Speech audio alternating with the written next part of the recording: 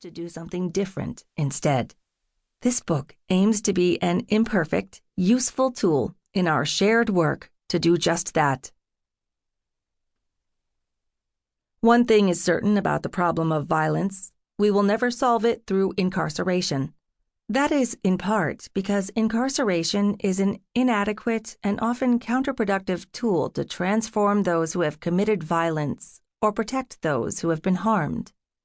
It is neither the most effective way to change people nor the most effective way to keep people safe. Its standing in society is based largely on its role in protecting people from violence and those who commit it. But as a violence intervention strategy, it fails to deliver the outcomes everyone deserves, at great human and financial cost. Increasingly, this message is being sounded not only by justice reformers, but by crime survivors as well. Incarceration is also limited as a tool because it treats violence as a problem of dangerous individuals and not as a problem of social context and history. Most violence is not just a matter of individual pathology, it is created. Poverty drives violence. Inequity drives violence. Lack of opportunity drives violence. Shame and isolation drive violence. And like so many conditions known all too well to public health professionals, violence itself drives violence. In the United States, many policies have in fact nurtured violence by exacerbating the very things that foster it, including poverty, instability, substandard education, and inadequate housing.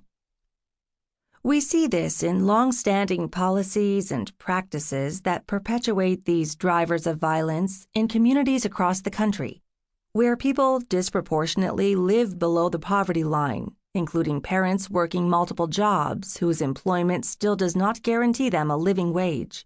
We see it in massive, growing investments in law enforcement at a time when public education and healthcare systems are struggling to meet basic needs. We see it in union busting, food deserts, and predatory lending. These problems are compounded by limited and broken ideas of manhood that equate strength with wealth and violence in places where wealth is almost completely unattainable, but violence is an option at every turn. Not only does incarceration fail to interrupt these drivers, it intensifies them, interrupting people's education, rendering many homeless upon return from jail or prison, limiting their prospects for employment and a living wage, and disrupting the social fabric that is the strongest protection against harm, even in the face of poverty. On the individual level, violence is driven by shame, isolation, exposure to violence, and an inability to meet one's economic needs, factors that are also the core features of imprisonment. This means that the core national violence prevention strategy relies on a tool that has at its basis the central drivers of violence. Nearly all poor communities bear the brunt of policy choices that have nurtured violence. In communities of color, the detrimental impact of these policies is amplified by historical and present injustices. These harms trace back to colonization, continued with slavery, and its more proximate counterpart, convict leasing, morphed into Jim Crow, and persist in countless forms, including the more recent phenomenon of redlining, the practice of refusing loans or insurance to people because they live in areas deemed to be poor financial risks, a practice applied almost exclusively in communities of color.